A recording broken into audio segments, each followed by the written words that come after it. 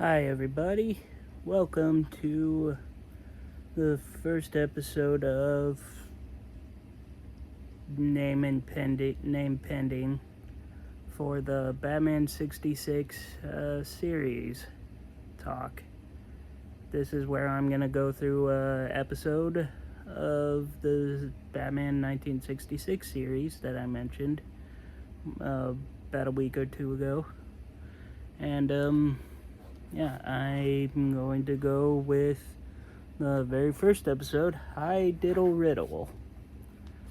And if the name isn't obvious, the villain for this episode was none other than the Riddler, played by Frank Gorshin.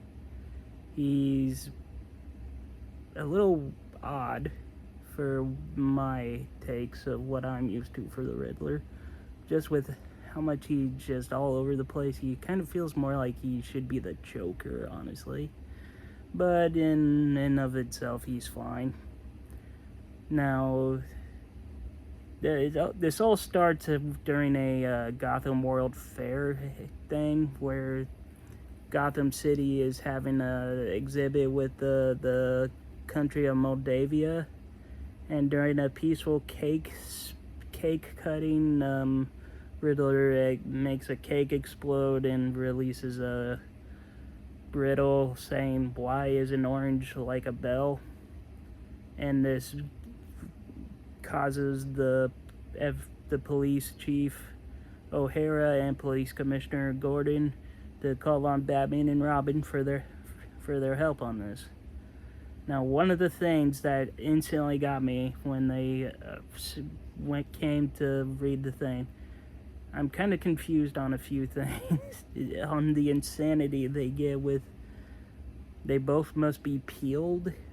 I'm not that knowledgeable, so if that makes sense to anybody, let me know. Let's see here.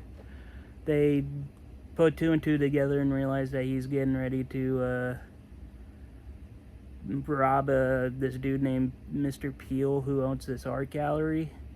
So when they get there, what they see is the Riddler holding the guy at gunpoint, holding this special cross.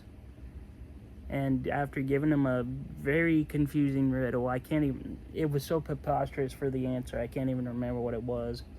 But at the top of my head, the riddle was like, 4 men are in a boat, but only 3 cigars. How do they manage to smoke? But anyway, once Batman and Robin get up to the office, they stop a Riddler, but it turns out the whole thing was some misunderstanding.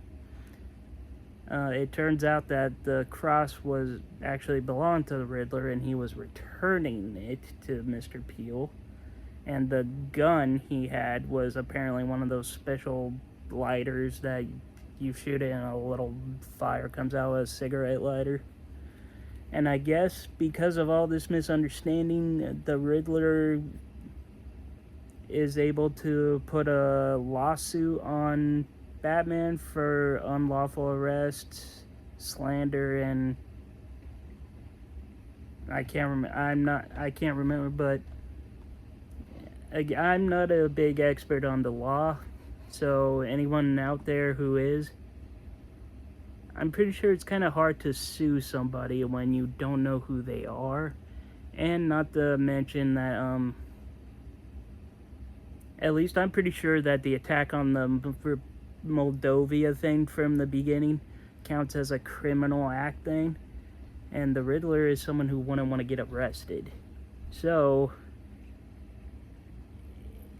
it's gonna be really hard for him to continue the lawsuit when he doesn't want to be arrested. He can't go to court or he will get arrested.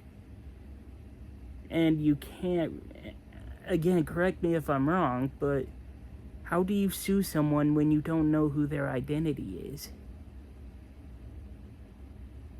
Anyway, after this baffling thing to me about this lawsuit that the Riddler got them on, later on they realized an extra clue hidden in the paper that they got from the lawsuit that leads them to this club that Robin can't get into because he's underage. So Batman just walks in. He doesn't sneak in. He walks in, gets all this attention to himself, and goes up to the bar and gets a thing of orange juice to drink, where he is approached by this pretty lady named Molly who asks for a dance. And that is when we are introduced to the Bat-2C, the weirdest dance thing I have ever seen in my life. And during the middle of the dance, it turns out that apparently the bartender and Molly work for the Riddler, and they doped Batman's drink. And while outside, while Batman is getting drugged, the Riddler fires this dart into Robin's arm, knocking him out, and he kidnaps Robin.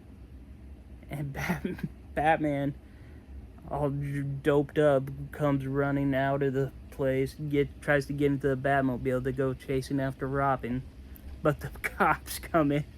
They're just like, sorry, Batman, you're in no condition to drive. Give us your keys. Which he reluctantly gives them. And we end the episode with Robin being sent to the Riddler's hideout, and they're getting ready to do something with his head. Like, they put it on this gurney, whatever the name is, I'm sorry. And they start looking like they're getting ready to cut him open or something. And it ends the episode there.